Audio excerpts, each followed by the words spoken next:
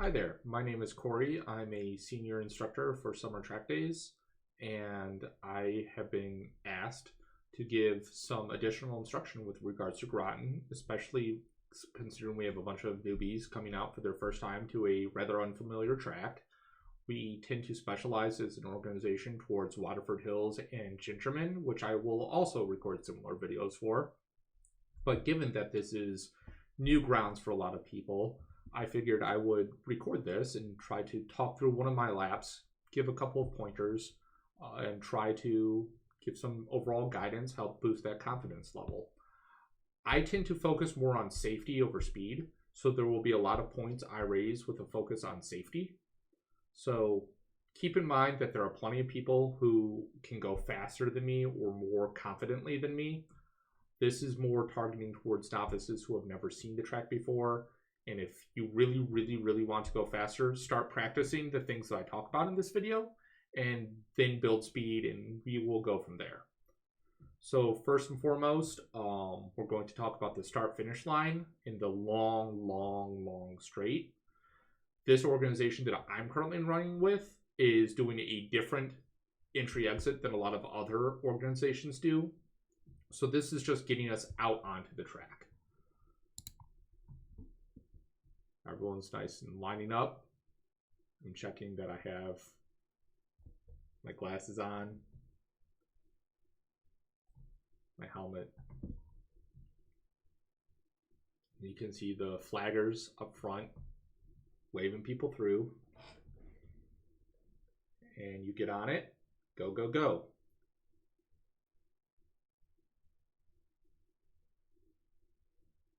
Again, I don't think summer track days will use that same pit entry and exit, so just keep that in mind. So this is the long start and finish straight. We will talk about that at the end of the lap some more. Just be aware, it's long. There's a lot going on in that straight. First braking zone. This can be a little bumpy. I will cover it some more when we come at it at full speed. Just be aware, this can be bumpy, and it's a little hard to get a feel for what the right way to take it is. There's a lot of follow the sealant now that Grattan has so much down. So that's just something to keep in mind. There's a very natural direction that all the previous cars in the history of ever have ever taken. So that's a nice little guideline. But if you have a track like Mid-Ohio that has recently repaved the entire track, or even Waterford that has recently repaved, you can't just follow sealant. You really need to be aware what a good driving line is. So in this case, I probably didn't do that turn very well, but it's also an outlap, so I wouldn't judge it too much. So we're going to do that. Come around. Turn 2 here at Grattan is a lot like turn 3 at Gingerman. It is a very late apex. So you can see that there's so much room ahead of me. I'm turning in way too early. And look how much of a radius this turn has. I should have apexed later, and it would put me closer to where the red Miata in front of me is. You do want to be as close as you can to the apex, but I just apexed too early. So tracking out, use the entire track. Turn 3 at Grattan. Turn 3 at Grattan is a lot. All I can say about it for certain is be safe. This is a very tricky corner. It is off camber, and you might hear one of our other instructors, Catherine, talk a lot about off camber turns. It's a very easy turn to have the car feel uncomfortable on. The car just doesn't want to go where you think it should go, and it has a lot to do with the track not being level, but at some certain degree of camber. And where that camber is going versus what direction the car wants to go are two opposite things in this scenario. So you can see the track is actually going, I'm trying to get my hand right, like this, but the car wants to go this way. So it's kind of fighting that direction that the track is going. You will also see straight ahead a different path. From here, it almost looks like a bike path. That's usually track in. That's where a lot of cars come into pits. So you will often see someone with the pit signal. So that's just a thing to be aware of. that there might be a car taking it very slow in this turn and having it one fist out the window saying, I'm coming into pits right now. So just eyes up, keep that in mind, pay attention. From this point on, normal corner, about what you expect. Same thing with what I consider one of the most fun portions of the entire track. Turn 4 onwards through the S's. This is where a Miata or some similar momentum car really excels, and it contains the jump or the leap. My favorite part of Grattan, everyone's favorite part of Grattan, because it feels like a literal roller coaster.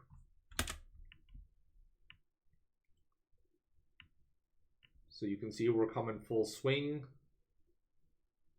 And up and over the leap. And you will feel the G-forces lift your body up and press your body back down. Now you can take the leap at different angles. And depending on that angle, you might have a better entry into this next turn. So that's something that you, the driver, really need to experiment with and kind of get a feel for what you like most. I entered it at a slight angle, kind of crossing the entire track. That's what I found I like, but other people might advise other things. You need to just discover and establish what you like yourself. The S's, like most series of S's, are pretty straightforward. Just nail those apexes. I'm actually a little sloppy here, but to be fair, Outlap and Grattan is actually not one of my best tracks. It's one I've only been to a couple of times overall, compared to like Gentleman, where I've been over 100 times. Anything seems less than that. And I rarely get to see it in the full dry. I think this is probably the driest I've ever been at Grattan at. It's always a little damp, a little slick. Just something to keep in mind, especially with all that sealant. Mid-Ohio used to be terrible in using sealant and how slick it got in the wet. So just things to keep in mind. This is a weird turn. I try to straighten out the most I can, kind of like Waterford's turn 7 and 8. There's just different lines different people take. I really like to try to get this to be as straight as I can for as long as I can, like the car is right now. It is a lot like Waterford's turn 7 and 8. So just keep that in mind. I mentioned before, just following the sealant. That's all I'm doing here, following the sealant. It is very clear with all the other cars in the history of ever have wanted to go, so just do that. Now here, I'm not on the sealant. I've got 2 tires on the sealant, but 2 off it. And there's a reason for that. I find that this is a really good visual indicator, visual marker for where I want the car to go. So I'm purposely aiming for this. And you will see as I come down this long straight here, I'm kind of aiming for the leftmost corner of the track. I gotta turn to the right a little bit to make this particular turn in this particular apex. But overall, I'm aiming to the far left. So we're gonna talk about that for a moment. Right here, you can see I've let 2 cars by, but I'm now aiming very far left. Everyone is. You can see we're all aiming for this leftmost corner. Now this is another weird apex. So everyone apexes it in a very odd way. It's not where you think it is. And you can see how much track is off to the left side of my car. I've got tons of space over on my driver's side. But I'm very close to the apex on the right side. I know that we as instructors often like to say the phrase, you pay for the whole track, use the whole track, and I mentioned that a little bit ago. I consider this corner the exception to the rule. All that space is there to help you if you mess up, if you botch this turn. That way you're not just sailing off into oblivion, but you're at least still on the asphalt and you can recover. So in this particular case, it's just out there. And I'm instead favoring what amounts to kind of an early apex, really. And you get in close to this little shade of grass right here. And you end up being almost as straight as possible for this. Yes, there's a little bit of a turn, a little bit of a kink.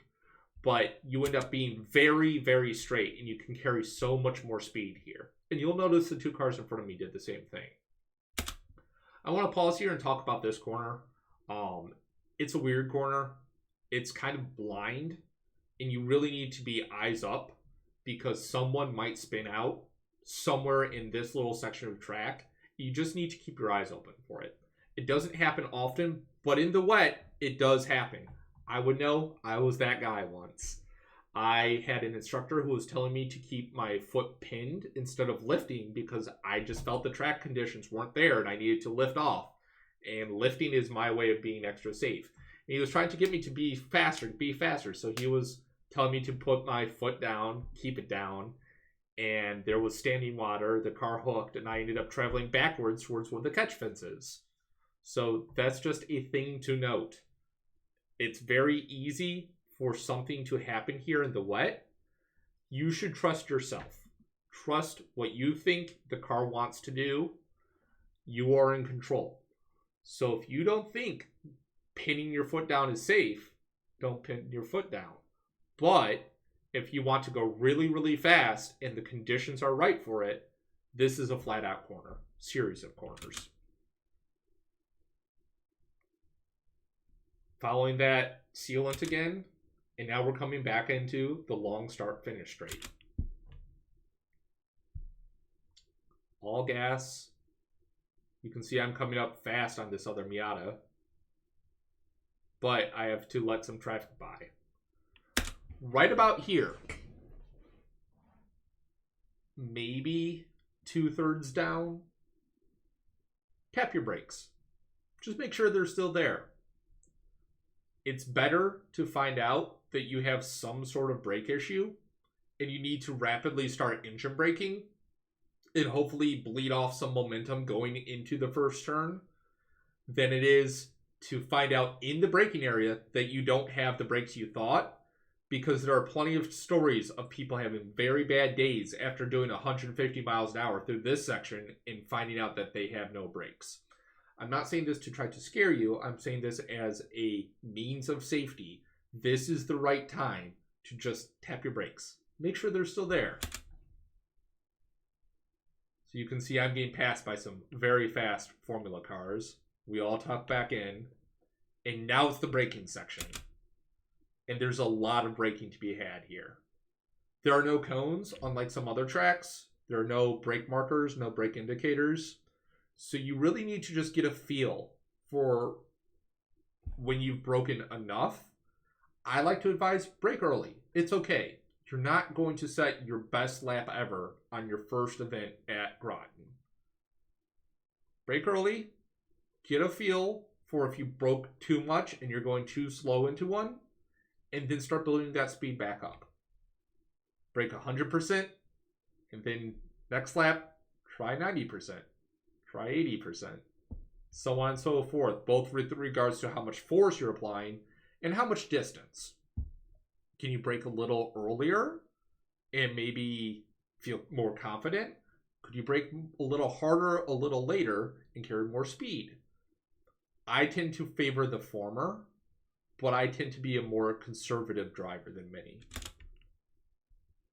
So we'll note right here, you can almost see it, but right here there's a sand pit, and right beyond that there is a tire wall and a catch fence. If you are doing 150 miles per hour in a Corvette and you have a brake failure, you will go through all of that. So that's just a very big glaring warning about Grattan. It is a fun track, but there are gotchas. There's a lot of catch fences, and if it's wet, there's a lot that can happen. So that is more or less a lap of Grattan. I'm happy to further consult, have one-on-one discussions if anyone wants.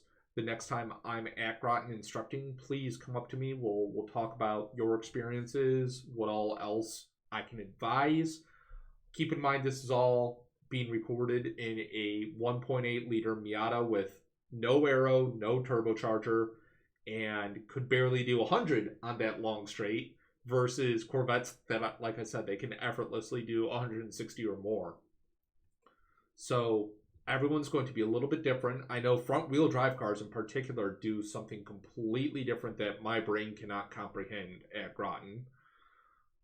This is just more of an easy guidance, and all I can say is I find Grattan to be immensely fun, very rewarding. You know if you did everything right, and you know if, oh, I could have done that a little bit better, and then you just go and do that little bit better your next lap out. And if you can keep on doing that, all of a sudden you'll notice you're getting really good lap times, but it feels good. You will know instantly in the way the car is handling, in that G-force based feedback on a momentum track, especially one with these elevation changes. You will just feel it, and you'll go, "Yeah, that was good. Let's do that again." And that is why I love Grattan.